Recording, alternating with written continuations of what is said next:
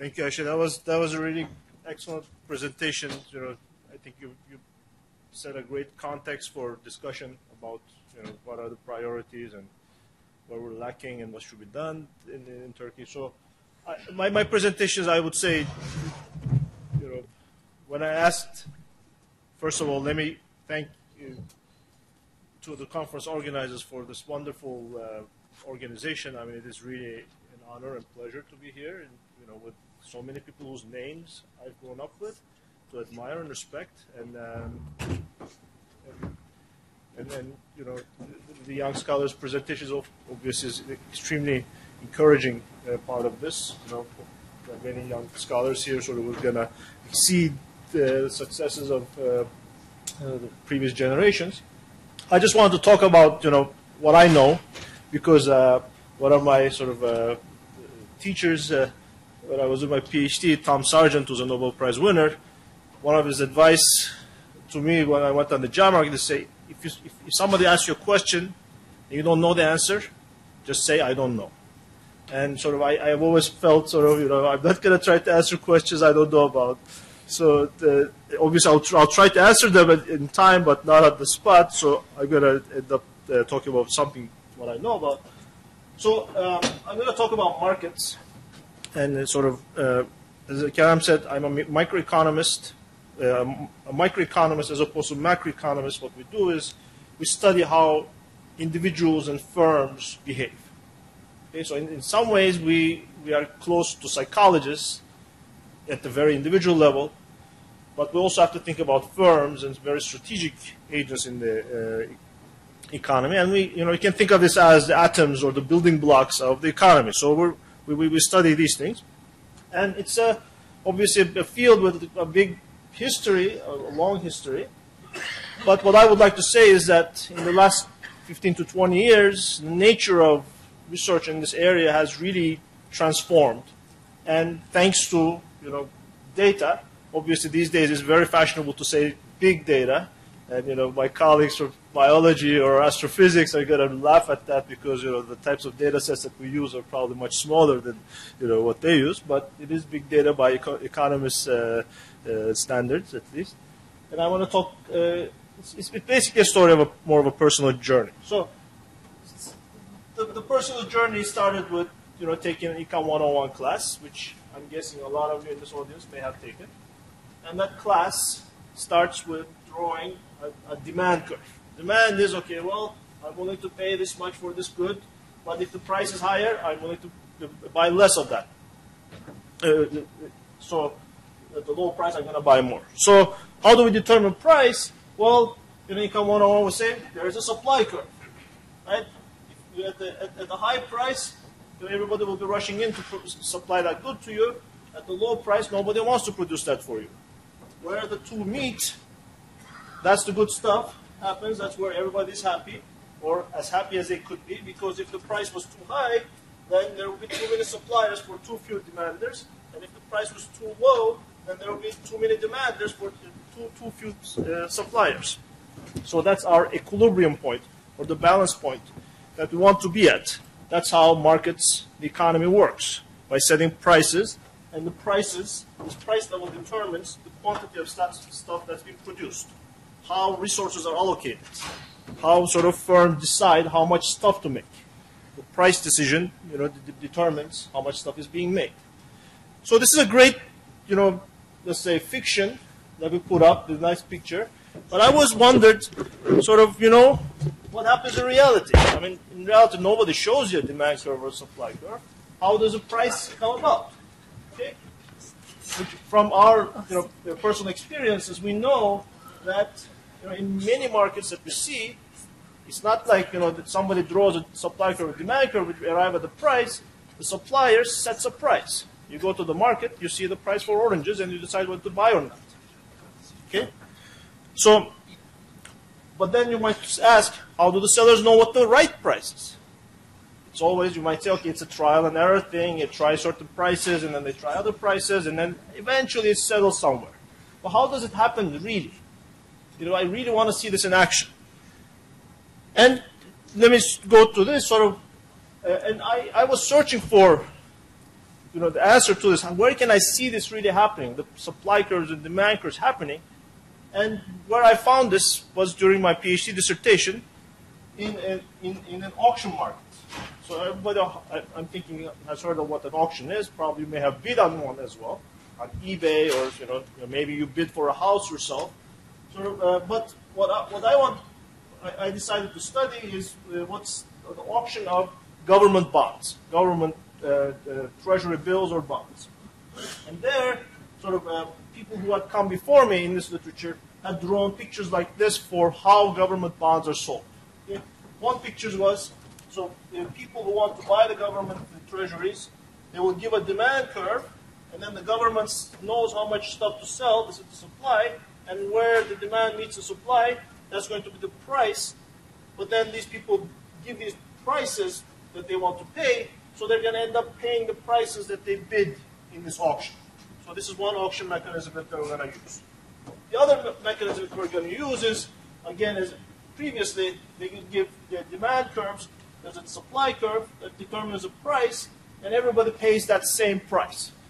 It's called a uniform price auction. So I was, again, reading the literature, looking at these nice pictures drawn abstracted like this, but where do I find the data?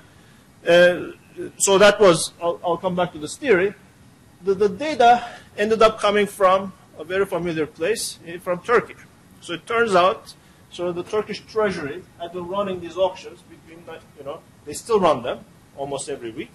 But I was able to find the data from 1991 to 1993. And this is the time of Süleyman Demirel and Tansu Çiller. You will see some aspects of it in the data that I will show. But I mean, it was a wonderful experience for a PhD student like me, that I could actually call people in the central bank, Treasury Ministry, and they were willing to talk to me. They really I cannot overemphasize how grateful I am as how they helped me start with this research. But let me tell you more about it. Let me get you into this problem a little bit more. So again, what was happening is, they were auctioning every week. Turkey had a lot of debts at that time. It was growing because there was a war in the southeast against, PKK. There's a lot of, inflation, etc. At that time, it was about 8.5% of GDP. It has grown actually more. But what happened is that the bidders were allowed to submit, as I was showing in those abstract graphs, demand curves. Right? What would the bidder say? At this price, I'm willing to buy, at this so many government bills. At this price, I'm willing to buy some other, a lower amount of government bills, and the data looked a bit like this. This is the bid curve, a demand curve of one of the bidders. And maybe I might be overselling this a little bit, maybe, but to my knowledge, nobody in economics until this paper had shown a demand curve by somebody on a graph. So this is, what one of the bidders in this auction was showing. It was, so what how does this work? So this treasury bill pays 100 liras at the end of 3 months. And this bidder will say, I'm willing to buy this much of it at about 85.6 Turkish liras. So now do the interest rate calculation. That is almost 15 to 16% for 3 months times 4. That shows, an inflation rate around that time was about 60%. It shows what economic conditions we were dealing with. But regardless of that, the demand curve looked like what you would expect. Price, at higher price, I'm willing to buy low, and less, and at the lower price, I'm willing to buy more. Okay? So then I got this data, and I'm playing around with it. So what do you do? So that got me interested in, what are these bidders thinking? How are they thinking about bidding in these auctions? So the model, building on the theoretical literature before, was, how do we, what will the bidder think about? The bidder will think about what is the price at which this market is going to clear, right? So this bidder doesn't know what other people are going to bid in this auction, right? He has some stochastic, some probability distribution in his head, and he knows some probabilities at which certain prices are going to be. And let's say this probability distribution is going to be this very faint bell curve there. And I'm going to try to submit some bid that's optimal against that probability distribution. That was sort of the simple, if you will, the mathematical. I'm going to just zoom through this, but this ended up being the equations. You have some profit from each potential price that you can get, and this is the probability distribution of prices here. So you integrate your profits against the prices that you can potentially get. And when you solve this, you get a very nice equation. Those physicist colleagues, so it turns out this is a calculus of variations type problem, where you get the Euler equation that shows that the price you pay is the true value that you have for those securities minus some strategic shading factor. This is what we call in this literature. This is a shading factor. You're not going to pay what you're truly willing to pay, but you're going to pay something a bit less than what you're truly willing to pay because you want to make some profit from this auction. And this amount to shade your bid by depends on what your belief about what the distribution of the clearing price in the auction should be. Okay? So, I mean, I can explain this maybe in much more detail if you're interested, sort of, but this is how most auctions work, where bidders are trying to figure out, there is some uncertainty about what the price is going to be, and I want to maximize my profit against this uncertainty. So how should I optimize against this uncertain situation? So the nice thing about this data was it was also, because I had so much data that was available to me, I could also do very nice simulations of what would happen to this bidder if he had been in other auctions. So one of these curves is the supply curve, if you will, in one of the auctions, but the cloud of points is the potential supply curves that this bidder could have faced in a variety of auctions. I was able to use that to sort of really model this bidder's problem here. So I guess the main, the end result of this exercise was, what did we use all this machinery for?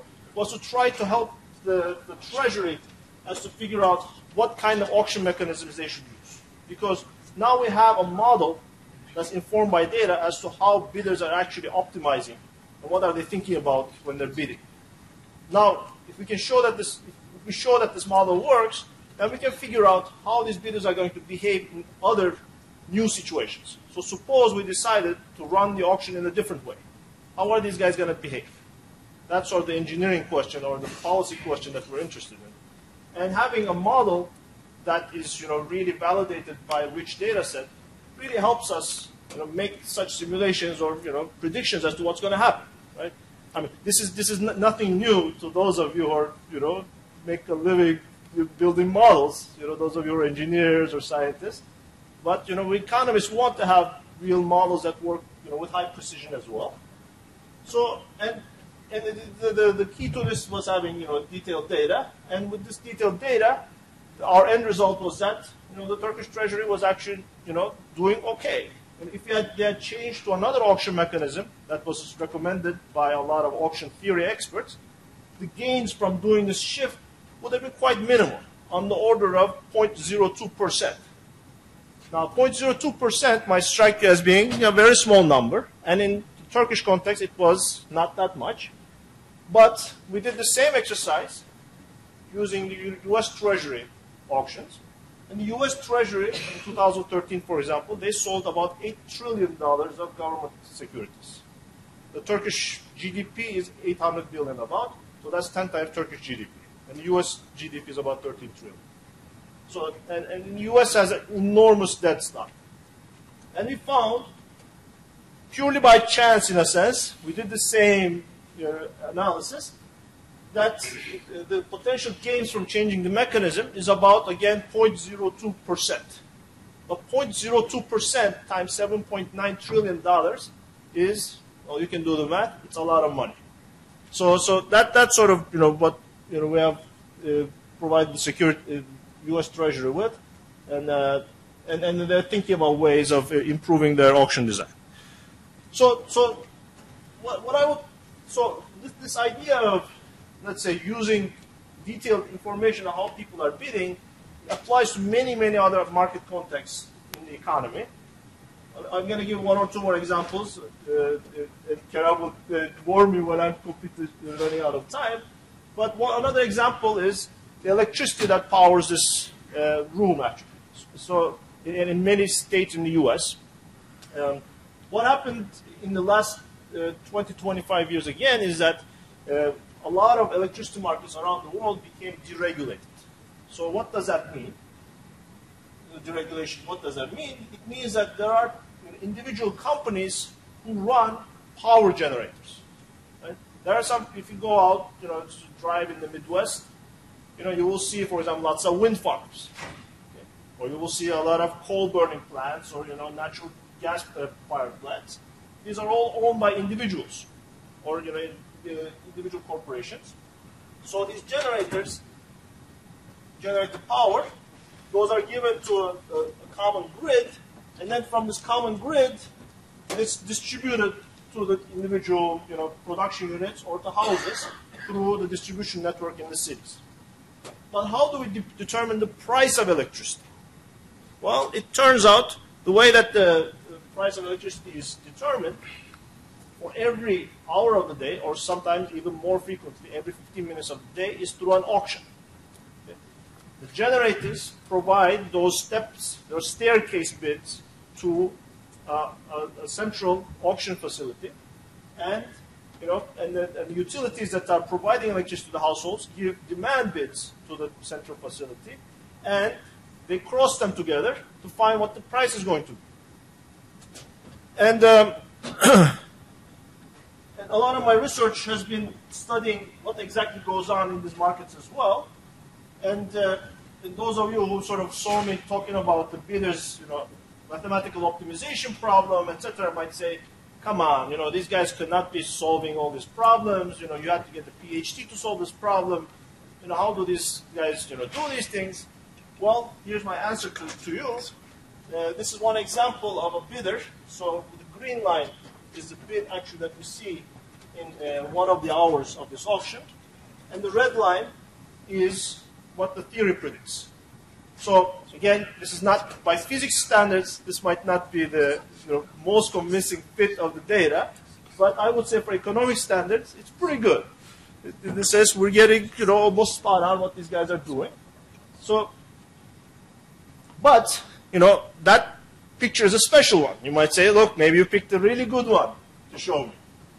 So, was it always the case that your theory really corresponded to what these guys were actually doing?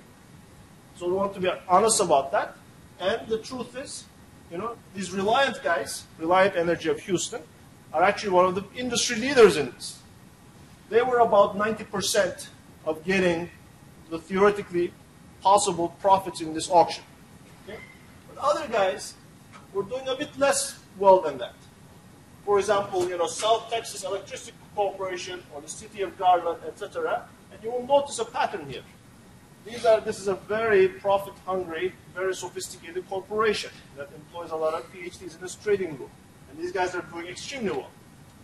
These guys, those were sort of small municipal utilities. And you go there, there's one engineer there, and you show these graphs to him and talk about supply and demand. The guy says, what are you talking about? We don't really understand this bidding stuff. We just say, okay, our cost is this much. We bid, 20% markup above our cost. That's the rule of thumb that we use to operate in these markets. Well, what happened? But you might say, okay, well, what about these Brian guys? These are, so what I plotted here is the volume that they're producing.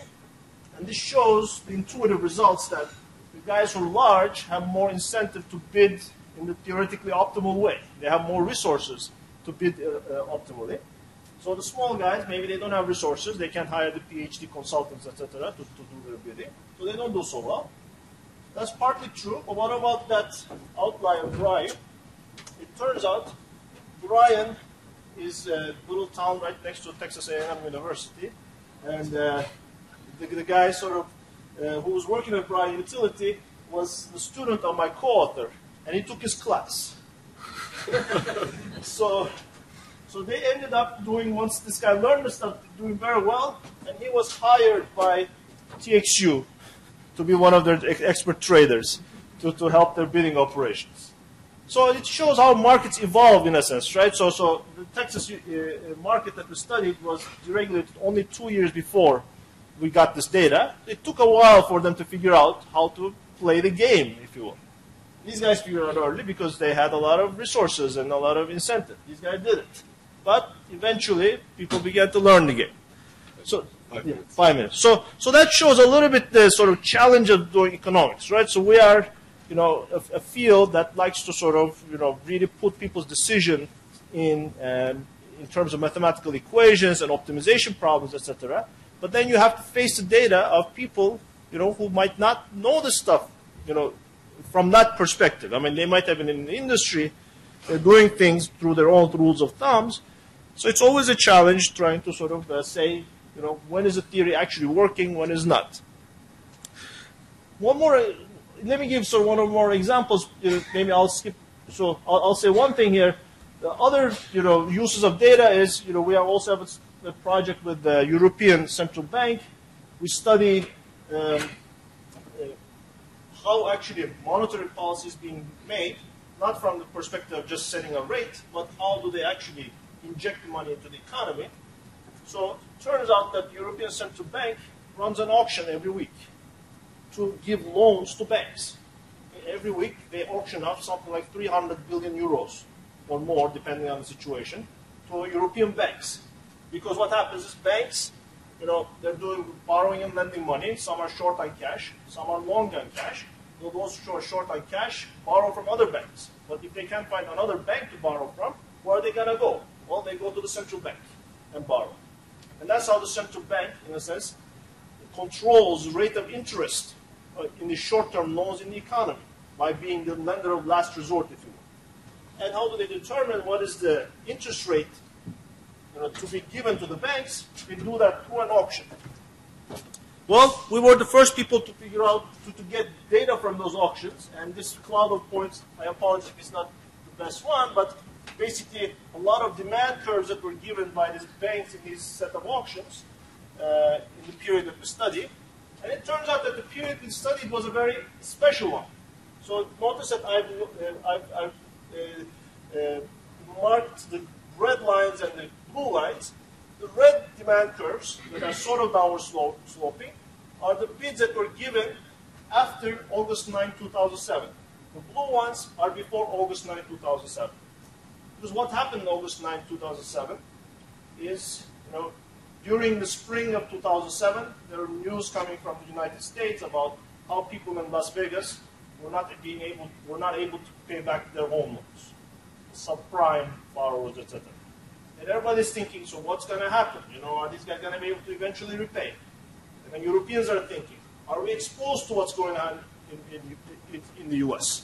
And it turns out that August 9, 2007, it is revealed that a few large European banks had actually bought some of these mortgage-backed securities that were issued backed by Las Vegas home loans. And this led to what's called the Black Swan event. A Black Swan event is an event that's more than 3 standard deviations away from what's expected. What I'm plotting here is some interest rate differentials between collateralized and uncollateralized interest rates. This was historically going around this much, so you see the variability here, but then suddenly it jumps in one day to a huge sort of variance here. This is something that no statistical model could have predicted. And this is what we're seeing in the demand curves here. Before, blues, and the reds are the afters. Basically, the economy suddenly had a fever that showed itself in the auctions. The cool thing about the auction data is, instead of just having this figure that a lot of market analysts had, we had pictures for every single bank in the European system, about 300 of them. And the nice thing about having 300 banks is you can actually do forecasts about which banks are short of cash and liquidity. And this allowed us to really predict which banks are in trouble. And we were able to make pretty good forecasts about which banks are going to be bailed out at the end, and that was sort of part of the study. So let me just shake a little bit. So it's not all about money. It's not all about prices. There are markets in many other contexts as well. And so Tayfun's going to talk about that, especially serious one of these markets. There are, people talk about marriage markets, right? And the internet especially is making, one of the most sacred parts of, the human existence become much more like, sort of a market type interaction, right? So it turns out that, I'm sure all of you have heard about this. Online dating, for example, is becoming a huge fact of life. When I first began studying this, not too many people were doing online dating. Now, many, many more young people actually find their mates online. And indeed, in some countries, like India, or, let's say in the Middle East, where it's very hard due to social norms of the culture for, males and females to actually get together and go on dates and to meet each other. A lot of them use these types of institutions to find who to marry. So what gives here, so what you can do here, the cool thing is actually that you actually can get a lot of data about what people are doing in these internet sites as well. And some of them were willing to share this information with us. That we got information about who's looking at whose profile and who sends an email to whom, and sort of sends a reply to us. So of course, all of the names were abstracted to us. We didn't see the names, so we don't know who they are. They're just code names here. And the nice thing about these interactions is we could actually figure out what people like.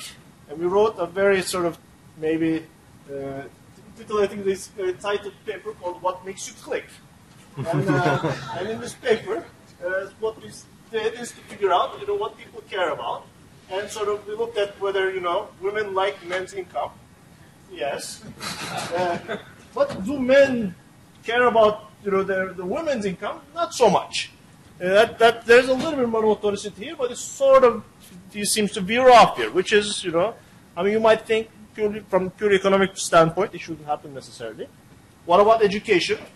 Is it worth getting an education? Well, if you are a high school graduate, that's the baseline. But if you get college, yes, there's a premium. Or should you get that PhD? Maybe not really. And if you're a woman, things are really not so good because that's a high school and there's basically nothing statistically significant from zero compared to that. So, there's other stuff I can show. In the U.S., race is a big issue. How much more money you have to make to overcome this racial disparity and this discrimination premium. So this data allowed us to quantify a lot of these things as well. So I will just and here sort of what I would like to say again is microeconomics and understanding sort of trying to why I used to be an engineer, an electrical engineer, and with apologies to all of those sort of I used to love being an engineer, but I never felt I really understood circuits at a sort of as a visceral level, and I know people do. And I really respect that. But I felt like I could sort of connect with people more. That's why I got in this field. But, I want to understand it from a mathematical perspective. That's why I like economics. But what I was dissatisfied with was there's beautiful economics, but not too much empirics or data to try to test this stuff. That's what got me really excited. And, that's what I've been working on. And, again, I really sort of thank Turkey, the Turkish government, to give me my start, if you will, by this data. And, thank you again for the conference organizers for bringing us all together here.